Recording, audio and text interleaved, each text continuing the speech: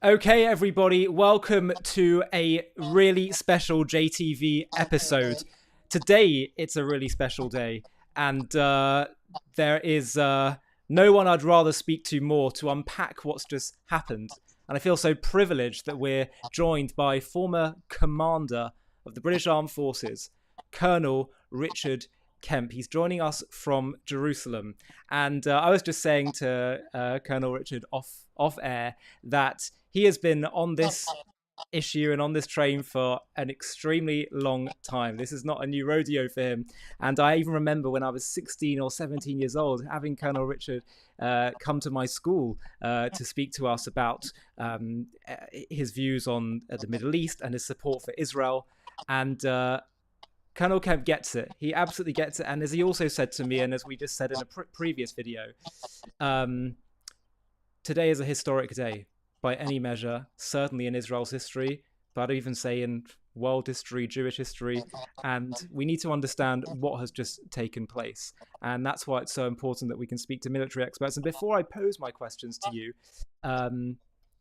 Colonel Kemp, I just want to say that you, the viewer, please, you have a chance to post your questions in the chat box, and I can put them to Colonel Richard Kemp now. But first of all, Colonel Kemp, how are you doing?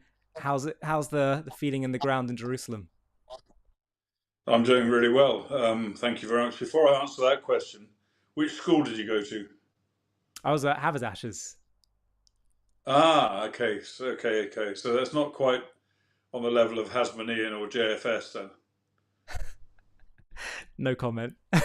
No, okay. You better not alienate too many of your viewers. Yeah, I can remember you actually. You asked me some very difficult questions there, so I expect you'll ask me some difficult ones here. Yeah, I mean, I've been over here now. I've spent most of my time in Israel, as a matter of fact, since the 7th of October, 23, but in and out. And I returned a couple of days ago. And of course, I was actually in Tel Aviv this morning at 3 o'clock in the morning when the sirens went off to alert people to the fact that Israel's carrying out strikes against Iran in order to make sure that they knew that they needed to be set closer to shelter areas and things in case Iran was able to successfully retaliate. So the general feel on the ground that Tel Aviv is pretty quiet. I came to Jerusalem this afternoon. Again, it's much quieter than usual here in Jerusalem. And I think there's a degree of apprehensiveness because, of course, there is the risk of effective retaliation here in Israel.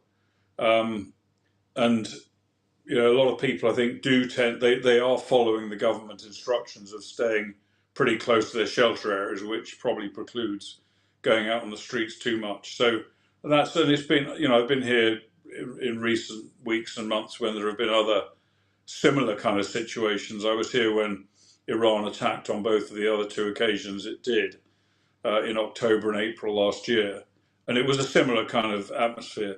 But this time it's also very different because this is not Israel responding to an Iranian.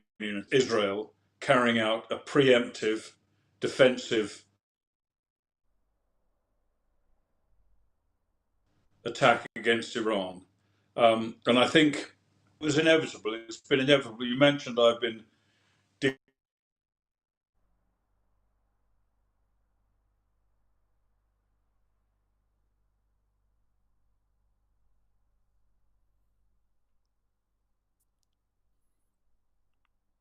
Looks like we're having a bit of a connection dealing issue with it. with Colonel Kemp. You know, look at the screen to see how old I am. You got me now? Yeah, I think we're having a slight connection issue, but I think it may be restored now. Yeah. Okay. So where did I get to?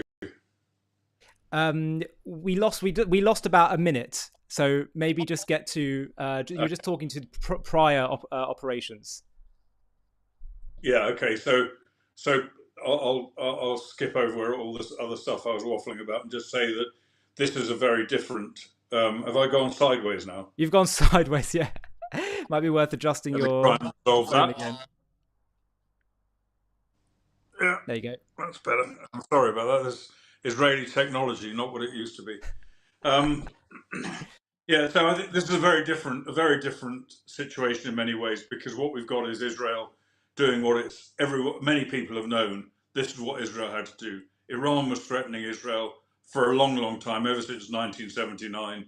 Israel has to respond and deal with it, and now we've seen Israel carrying out what so far seems to be the most brilliant operation that you could imagine. I don't think any other country could do it, and it's a historic occasion because ultimately, um, as long as it goes to plan, as long as it keeps going to plan, then a major threat, not just to Israel, but to the whole of the region and indeed to the whole of the world, will have been removed. And people are somewhat aware of what's been achieved so far. But what do you sense Israel's going to be doing now that it's being reported that they want to continue doing more strikes? Where else do you think they'll be targeting? Well, so far, briefly, they've the priority in any operation of this sort is to take out the command and control structure of the enemy, so that he can't coordinate a response. Take out the defensive capabilities, of course, so he can't shoot down your aircraft or your missiles, and then take out his offensive capabilities, so he can't retaliate with missiles or drones or whatever. And Israel focused on that at the beginning, and also dealing with the core target, which is the nuclear sites. And I believe that my understanding so far is that at least they've done severe damage to the Natanz nuclear site, which is one of the most important ones. And so they're going to, from now on, they'll continue working on all of those things. I think they announced just recently that they've ended the first stage of their attacks on Iranian missiles, ballistic missile sites, which is a good sign, because if they're able to take a pause on that, it suggests that they've done severe damage to it. But they will no doubt continue working on that, and working on the core element, which is the nuclear sites. And maybe we may see further decapitation. We've seen very impressive work, I think, done mainly from the ground, but I'm not sure about that. Maybe both ground and air. Very impressive work on taking out the highest level of military command, in particularly the head of the Islamic Revolutionary Guard Corps, Mr. Salami, and the chief of staff of their armed forces, and the head of the Air Force, and others as well, including not military, but including nuclear scientists. So I think they will continue working on this until they get to the point, whenever that might be, when the IDF decide that they have achieved all they need to achieve, or all they can achieve. One of those two things. Well, that was going to be my next question. What are they hoping to achieve here? Is it that they roll back Iran's nuclear program by 5 years, by 10 years? Is it regime change? What do you think the objective here is? I don't think the objective itself is regime change. I think the objective is to destroy, or at least seriously set back, the nuclear program. I don't know if they've assessed how many years they think they might set it back by. But you could, given what we've seen so far, and given the power of the IDF as demonstrated already in this particular campaign, I would say they're going to do really severe damage to the Iranian nuclear campaign, and part of that is physical damage to their processes, their enrichment locations, their other scientific and development sites. That's obviously critical, but also taking out the knowledge. In other words, the scientists that are driving this, and because whatever they take out now, even if they destroyed everything, if you leave intact the knowledge, then you can start again. Okay, it's going to maybe take many, many years, but at least you can start again. So as much as they can do to write down Iran's ability to repair and restart its program, the better. And what's your take on how, on America's coordination with this? Because it seemed at a first glance that America didn't have knowledge, but then people are starting to say actually maybe they did have knowledge, and they were kind of playing a game of deception with Israel in order to make them think that they were pressuring Israel not to do this, but actually they knew, and it kind of caught Iran off guard. What's your sense of what happened with America? I think there was an element of deception in that. Because if President Trump had come out, all guns blazing, we've got to go and do this, then that would have put Iran on a much higher level of alert. While they thought, and a lot of people around the world thought, I didn't think myself, and I'm sure you didn't, but a lot of people around the world thought that Trump was stopping Netanyahu from doing what needs to be done, physically stopping him from doing it. And that, of course, is what Iran needed to believe, and no doubt did believe, because then, for example, I think a group of the people that were killed today, the senior military commanders were killed in a meeting. Now, it wouldn't make sense to hold a meeting like that in one location if you knew that Israel was, or you thought Israel might strike. So I think that's an element of it. There's been a lot of kind of media coverage in the lead up to this, and also since it began, which has suggested or tried to suggest that there's a breach between Netanyahu and Trump. As far from the truth as it's possible to be. They are very, very close. They're like that, the Prime Minister and the President. They're thinking along the same lines. They're talking to each other. They understand each other and what each other's needs are. And I don't think there's probably been a closer Prime Minister-President relationship between Israel and the US than this one. Wow. But of course, it suits political agendas to say, oh no, it's and saying the very suggestion that Israel would do this without alerting the United States of America beforehand, not necessarily, long period beforehand, but without at least alerting them, is preposterous. And the same goes for the UK. I have no doubt, I don't have any inside knowledge of this, I have no doubt the UK was aware this was going to happen before it did happen, because Israel knows that we have targets for Iran in the region as well, and would want to make preparations. So, yeah, I think yes, there's the deception element, I think, which was big deception operation, by the way, but I think there was that element, but also there's the element of political agendas being screwed around with. Right. And can you elaborate on this point just a little bit more? Because there has been over the last few weeks and months concern that there is this growing separation between America and Israel. You said that Trump and Netanyahu are like that. Can you elaborate on why you believe that is the case? Yeah, I mean, they had a very good relationship during Trump's first term, a very close relationship, which led to the extraordinary event of the Abraham Accords as an example. It led to the shifting of the US embassy to Jerusalem. It led to recognition of Israeli sovereignty over the Golan Heights and numerous other things.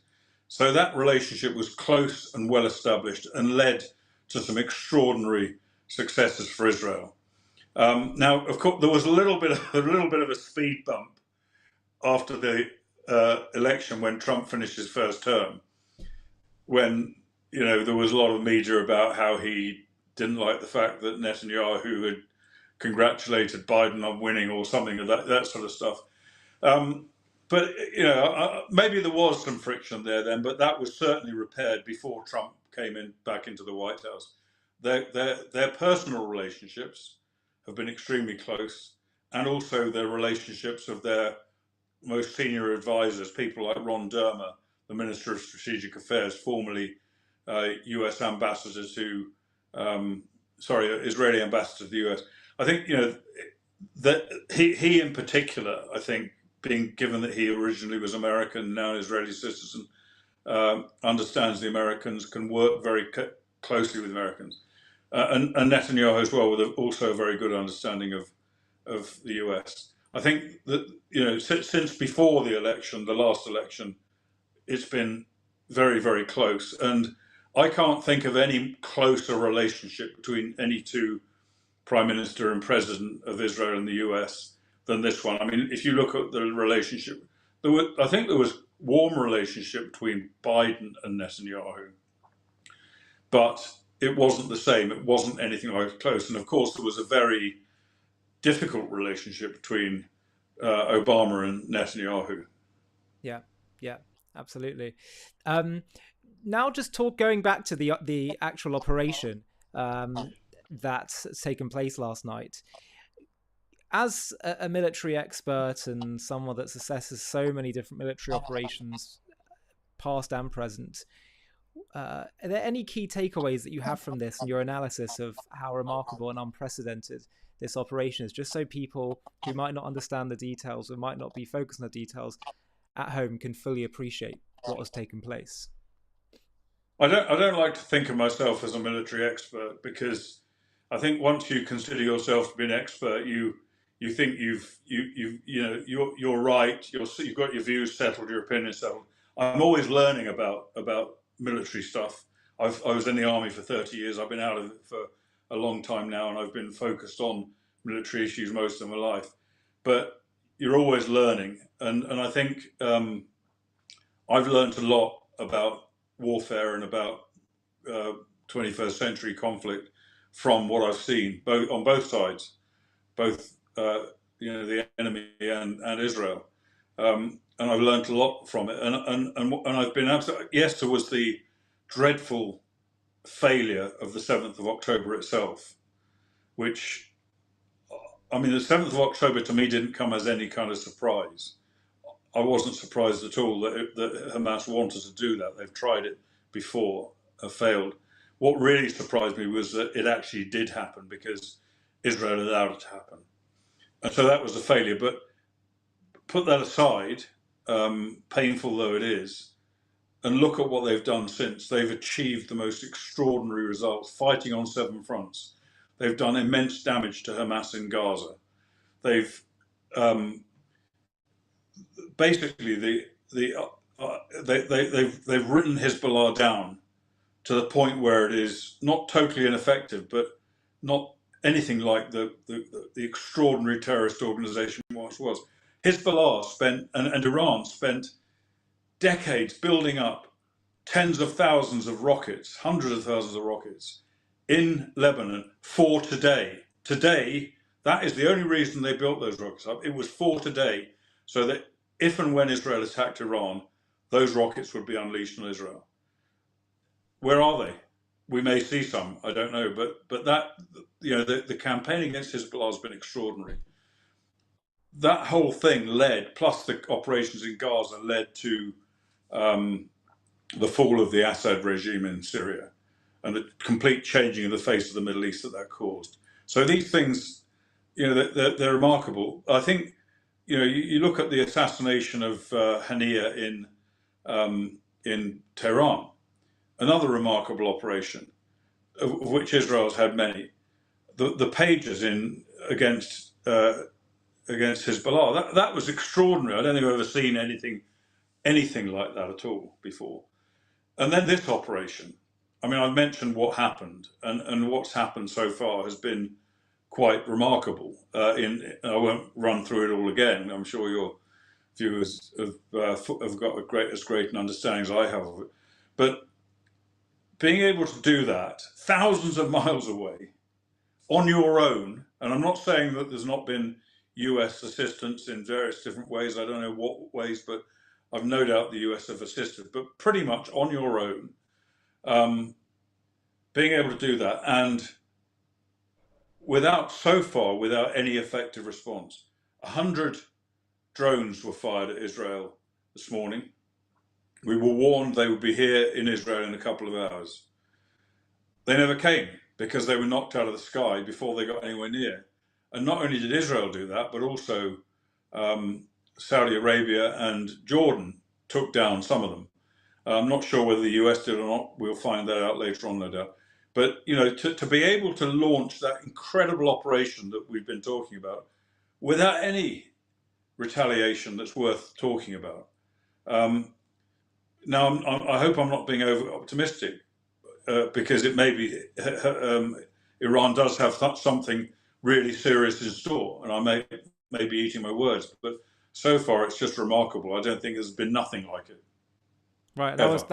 That was going to be my next question to you. Was what do you think could happen next? What would Iran's potential response going to look like? I mean, right now we're seeing many senior leaders that have been eliminated. We're seeing that Iran has. I'm seeing reports they've taken down internet access for their people. I imagine because they're concerned about them receiving all this news about how damaged Iran is, and it could fuel unrest.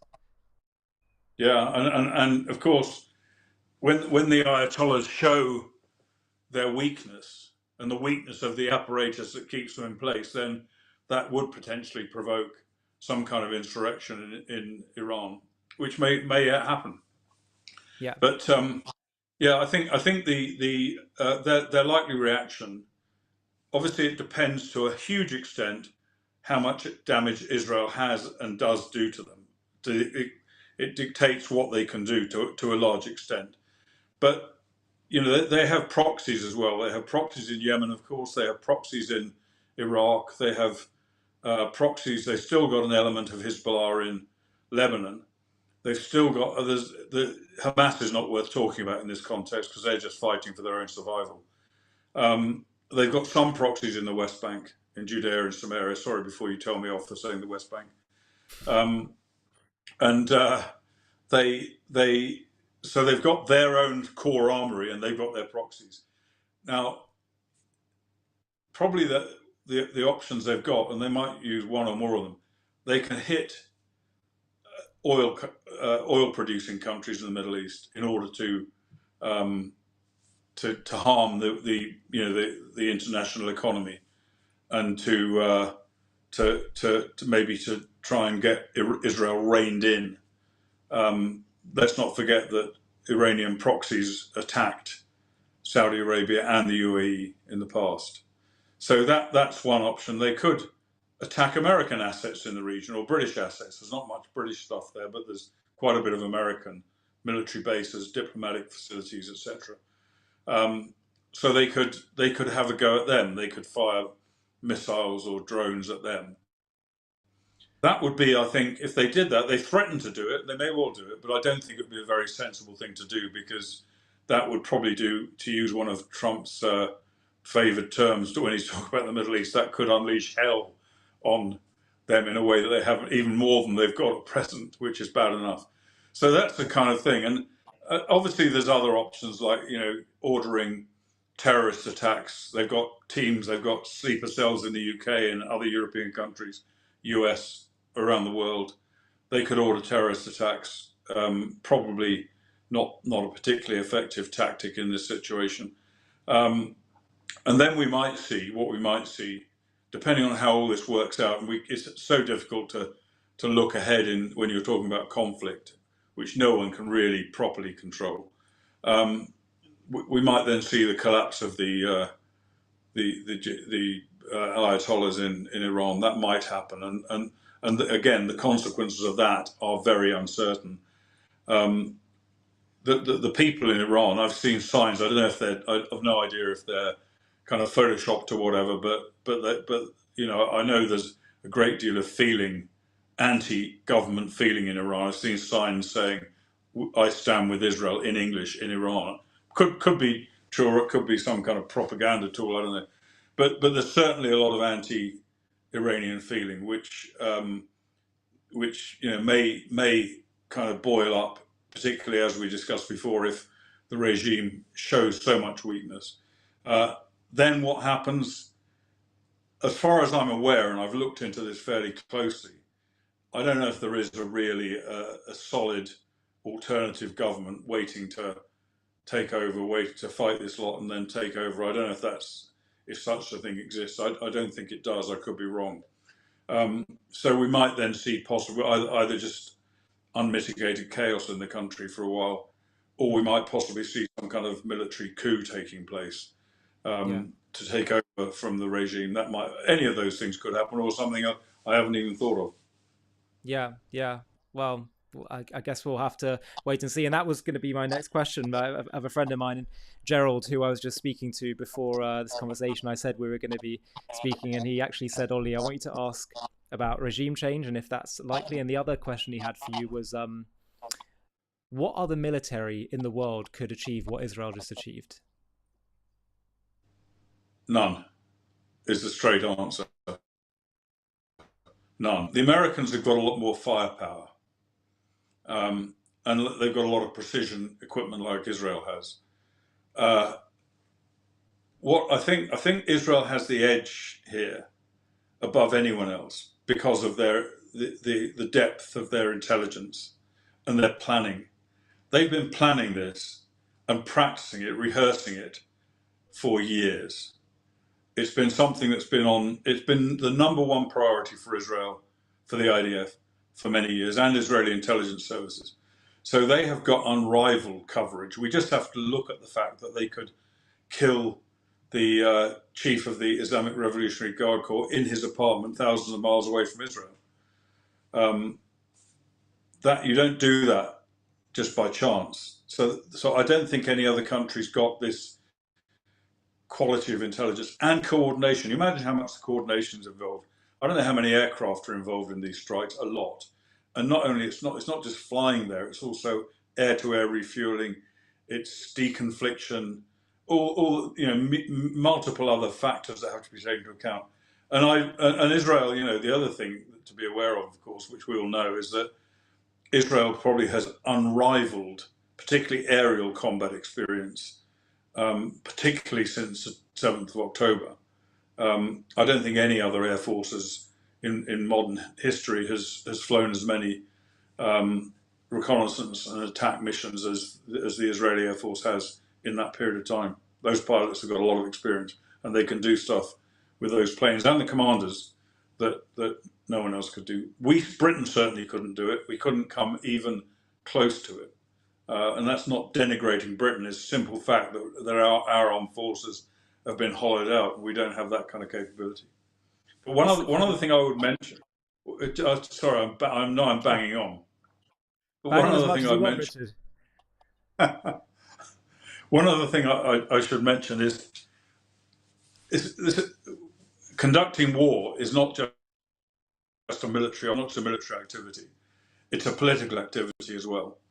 And it takes, to do something like this, and not just this, but the conflict, the Seven Front War before this operation began, that's been going on for more than 18, 19 months, something like that, whatever it is. That takes the most extraordinary political leadership. I think Netanyahu is a figure. I know he's a very controversial figure around the world, and probably nowhere more than in Israel. But I think he is the outstanding wartime leader of our generation by far. Probably the most outstanding since Winston Churchill. Because you imagine the guts it takes to do what he's doing. He's fought. His brother died in combat. He knows what he's asking these people to do, and he doesn't regard life cheaply at all. And he knows what it means to the families and all the rest of it. So when you're making a decision that is going to put in serious danger young men and women, or old men and women for that matter, to actually get out on a limb, decide to do something. Oh, Richard, I think it looks like you may have muted yourself. Apologies. I think we seem to have lost connection with Colonel Kemp. There we go. Sorry, we lost you for a sec. Can you hear us? You got me back? Yeah, I can hear you. Yeah. By the way, Richard, it might be worth slightly reducing the volume on your phone, just because whenever I speak, there's a little bit of reverberation. But no worries. I'll do whatever you tell me, Ollie. just a drop. I can't hear you now. Can you hear me now? Yep, that's fine. Okay. Yeah, that's better. That's great. Go on. I think I was done. I was just saying that it takes basically very, very experienced and very strong military leadership, but it also takes equally strong political leadership, because ultimately the decisions are taken It wasn't the IDF that decided to go into Iran. It wasn't the IDF that decided to go into Syria. It wasn't the IDF or even Mossad that decided to use the pages. It was the Prime Minister. Those sort of decisions are taken by the Prime Minister, sometimes with the consent of the War Cabinet, sometimes just as unilateral decisions. Absolutely, and I have to say I was so moved actually by his speech that he gave just after the attacks happened, because he is someone who is showing he is learning the lesson of history, and there is far too many people out there. There are far too many people out there who aren't learning that lesson, who think just appeasement is the way. And he has a lot of naysayers out there and a lot of hate. But and many people, including me, wondered, does he actually, he often talks tough, but is he prepared to actually do what needs to be done? And I think he has really shown that he is someone that is prepared to do what needs to be done. And I also have to just reflect on that, what else you said, that you don't think any other country could do that. That to me is a remarkable statement, that you don't even think this is something America could do on their own. I thought you would say, America, China, they're two other countries that could pull this off. But to say that even they couldn't do it, they have firepower, but the kind of intelligence and capabilities. Yeah, I mean, I don't think that it's America's got far greater firepower than Israel will ever have, and any other country in the world has got today. But it's not just about firepower. It's not just about intelligence either. The intelligence is a critical part. You can't do anything without intelligence, unless you're just very lucky. But it's also the tactics and the procedures that you use, and these are, again, Israel has developed these to a very high extent, and countries like the United States will and are, I know for a fact, are learning lessons from Israel. They have been since this war began, before this war began. They're learning lessons. Of course, it works both ways as well. But I think it's a combination of I would say a combination of military leadership, operational planning and procedures, intelligence, the tactics and techniques that are used, and political leadership. Those things. And no other. No, I don't think. You said. You spoke about Netanyahu's, I suppose, courage, or maybe I spoke about it. But you look around the world today. Who would Donald Trump do that? I don't know. Maybe Trump would. But look into Europe. Look into which European leaders would do that. None of them. Not one of them. Yeah. I don't think. Not of today's leaders. And you have people like Keir Starmer. Not only does he sanction one of our closest allies while they're fighting a seven-front war for no reason. I mean, the reasons are spurious, and totally disproportionate and one-sided, because there was no sanctioning of any of the terrorist inciters in the Palestinian Authority, for example, like Mahmoud Abbas, who praised the 7th of October, who's a Holocaust, nothing about it. So it's all one-sided. And now, having done that, having basically humiliated himself by imposing those sanctions, and not only that, but also inciting violence, because these sanctions and the other actions of the Labour government since it came into office have fueled the flames. They fueled the flames of Jew hate in the UK. They've given them weapons to get people out on the streets with. And they've also given encouragement and incitement to Iran and to Hamas and to Hezbollah and to the other enemies of Israel. So not only that, but now, and I'm not just having a go at Keir Starmer because I don't like him or anything like that. Oh no, please do. He's a product of what our political system is today. And if you had any of the previous prime ministers, I think probably for the last 20 years at least, I think you go right back to Tony Blair before you'd find one who would be willing to take the kind of stand that Netanyahu's taking today.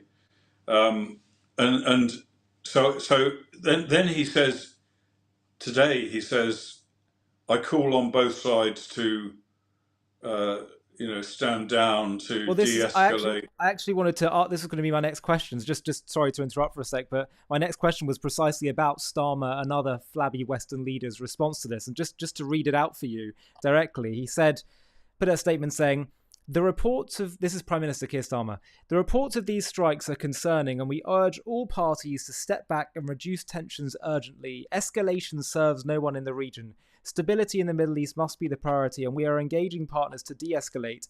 Now is the time for restraint, calm, and a return to diplomacy." And I just think, not even mentioning Iran or Israel in this statement, the utter lack of moral courage, the cowardice, and also Israel's actions here are a de-escalation because they were a moment away from acquiring nuclear weapons. So, yeah, please continue. But I just thought I wanted people to actually hear his own morally pathetic and vacuous words. Yeah. Well, I'm not. I mean, I want to emphasise I'm not a party political person. I don't support any political party. And whether it was Conservative or Labour running the country now, I think we'd have exactly the same result. Yeah, And I think, by the way, the shadow foreign secretary said the exact same thing, pretty much. Yeah. So this is not a party political point. It just happens to be Starmer as the Prime Minister right now. Right, exactly. So it's what world is it that they live in?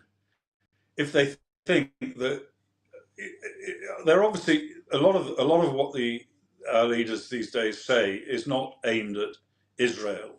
They're not telling Israel to restrain itself or Iran. They're aiming it at their own electorate. They're aiming it at their own population to appease them, the ones who are anti-Israel. But what world do you live in where you think you can say, it's just so unrealistic, you can say that Israel needs... Oh, Colonel Kemp, we've lost you again.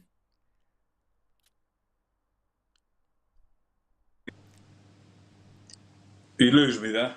Yeah, we lost you for a second, but it looks like you're back now. And I've fallen over on my side as well. I think I've been drinking too much. Yeah, that's better. Yeah, so I it's just a dream world. It's who's going to stand down?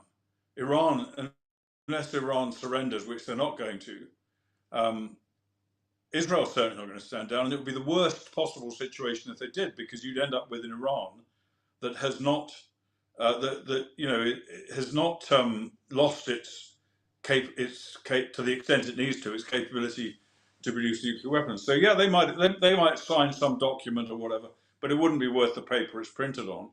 And so it needs to, this war needs to be prosecuted until the end. And the end, in my opinion, is when Israel decides that it's done all it can do, or all it needs to do, to prevent Iran from getting a nuclear weapon and threatening Israel more generally. Absolutely. We've taken up a lot of your time, Colonel Kemp, and I'm so grateful. Before we finish, I just want to remind you, if we can keep you just for a couple more minutes, there's been a lot of comments in our chat box, but not many questions. So now is your chance to pose a question to Colonel Kemp. If anyone wants to ask a question, there's 1,000 people live right now who have the potential to comment. If anyone wishes to, of course, this video will continue to gain a lot of traction after we publish it on YouTube and keep it rolling online. But if anyone has any final questions for Colonel Kemp, please do post them in the chat box now. Right now, everyone is basically just kind of giving their comments. Got Chika saying Trump didn't say no, he supports Israel. We're seeing another comment, Europe has been at war for 4 years and yet have not built a strong military. Steve London says, I apologize to Israel for Starmer, even the British people hate him. Moody Bot says, no, that's not the right one. Let's see.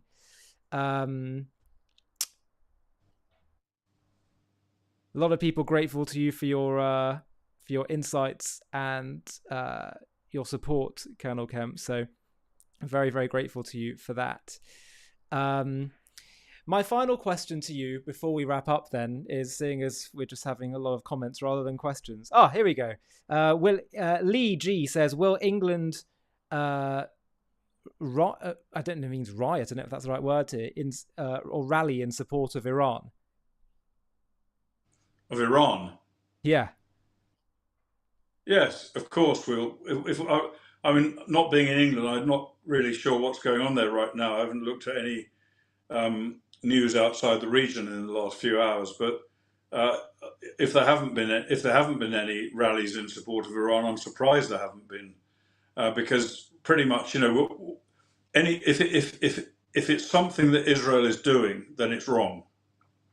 Whatever Israel's doing is wrong. Israel does not have a right to exist. Israel is illegitimate. Israel is genocide. Israel is apartheid, and Israel therefore is a uniquely evil country. Anything it does is wrong, and what it's doing to Iran now is wrong. That's obviously not the reality. That's what the narrative only too often is. So if there haven't been, I'm quite surprised we haven't seen any pro Iran rallies.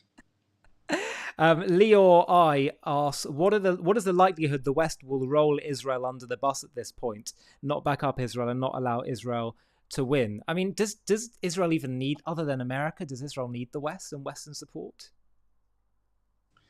Israel does need America, and it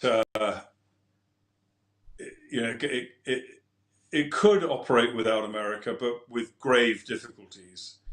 But and in economic terms, Israel does need other countries as well. I think I'm right in saying, you probably know better than I do, I think the EU is Israel's #1 trading partner, as far as I'm aware, and Britain's quite an important trading partner for Israel as well.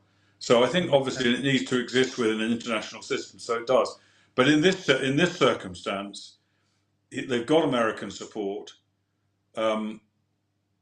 Keir Starmer, Monsieur Macron, I'm sorry, in France, and the other Western European leaders can say what they want. Here in Israel, it's very important that they don't wake up one morning with a nuclear bomb dropped on them, or their children don't, or their grandchildren don't in future if it takes longer than expected. So it has to be stopped. And yeah, I mean, there is no way, in my opinion, there is no way that any Western European country can stop Israel.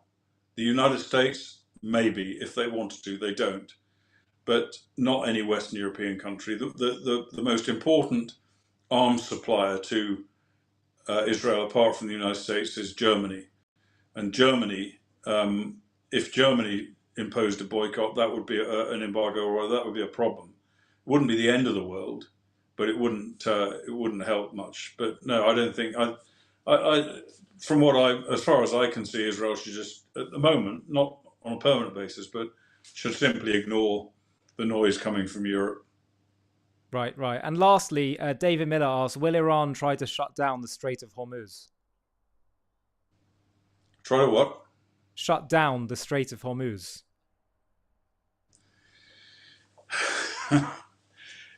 Who knows? It could happen. They could. There's a range of things they could do against shipping, whether with the IRGC Navy or with the Houthis, for example.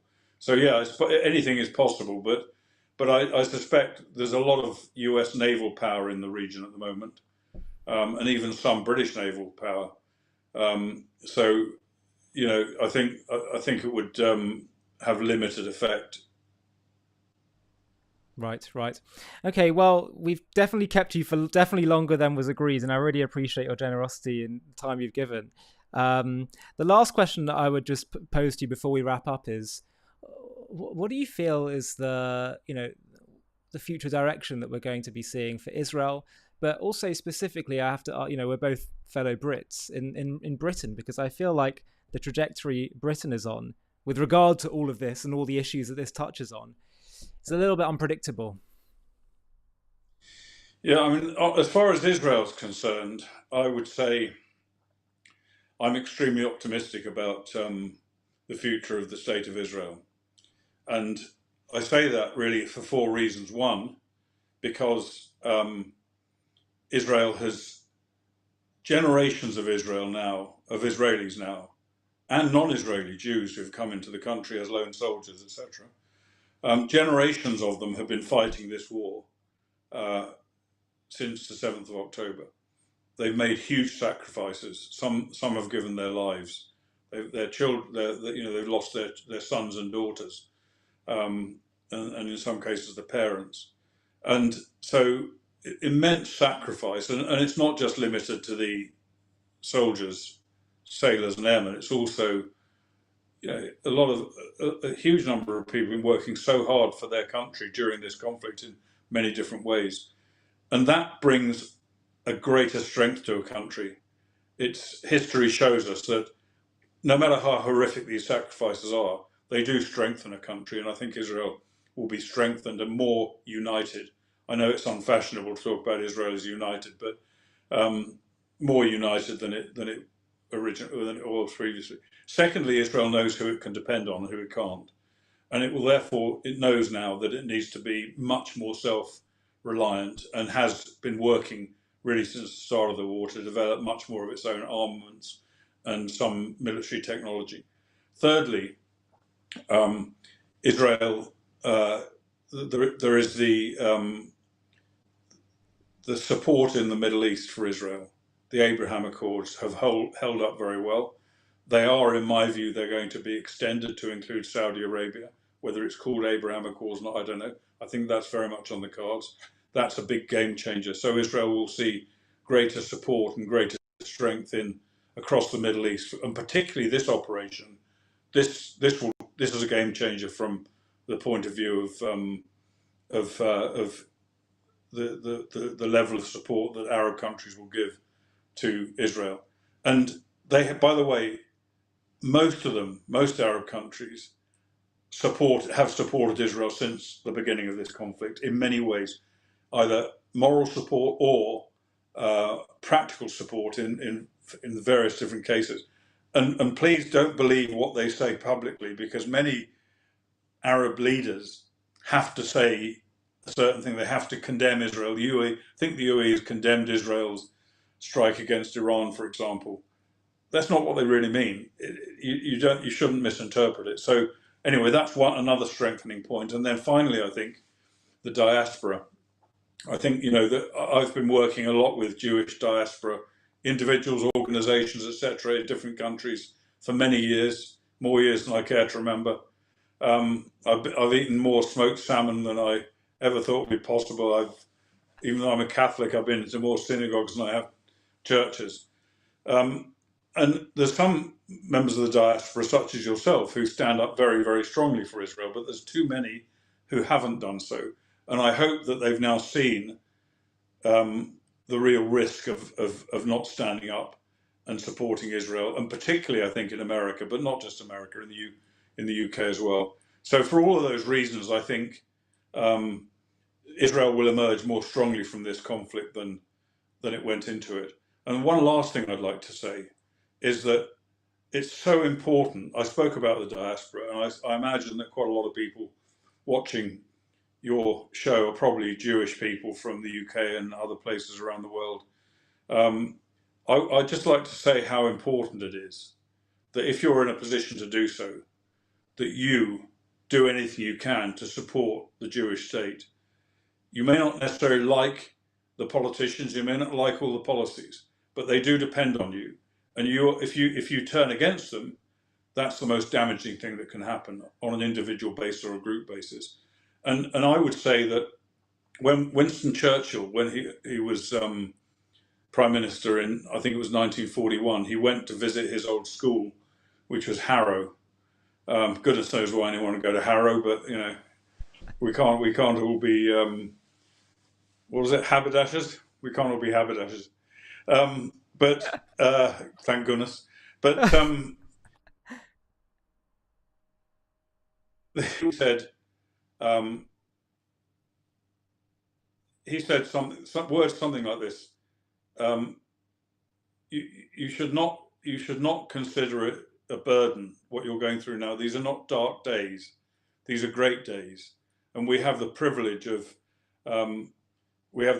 essentially of standing up for our country, for our race, meaning the British race, I suppose. We should look upon it as an honour, not as a burden. And I think that's right in this case as well. I think, those of you who are younger than me, which is probably everyone on this show, will, in years to come, I think you'll be able to, if you have played your part in this war, I don't mean necessarily pick up a rifle and go to the front, but doing whatever you can in any way you can to influence in support of Israel, then when you're an old grandfather, like I'm not a grandfather, but when you're an old grandfather with your grandchildren sitting on your knee, and they ask you what you did in this great Israeli war, you'll be able to say with pride that you played a major part in it. So I really do think that's very important. That's such an important point that we need to get out there and to end on. And I actually remember learning in an interview I was doing with one of my rabbis recently, he was sharing with me a quote from the Talmud that said that the rabbis of the Talmud said that we would look back on our times of exile and struggle in the future Messianic era and look back on it nostalgically. Look back on the struggles nostalgically. Why? Because that was then where we were fighting the good fight, and we can look back at the impact that we had and the positive choices that we hopefully made. So such an important point. And Colonel Kemp, the most comments that I'm seeing here is just an overwhelming sense of gratitude to you for all you do to speak up. And as I said at the very start, you have been banging the drum on this issue far longer than many people have been clued into it in the same way. And so thank you for all you do. Thank you for your time today. We've gone over massively the agreed time, and so I'm so grateful for that. And I hope all remains well for you as you do your important work in Israel. Thank you very much. It's been a pleasure, and Shabbat Shalom to you and to all your viewers. Thank you so much. Thank you everyone for watching. We're going to go off the live now. Thank you so much, everyone.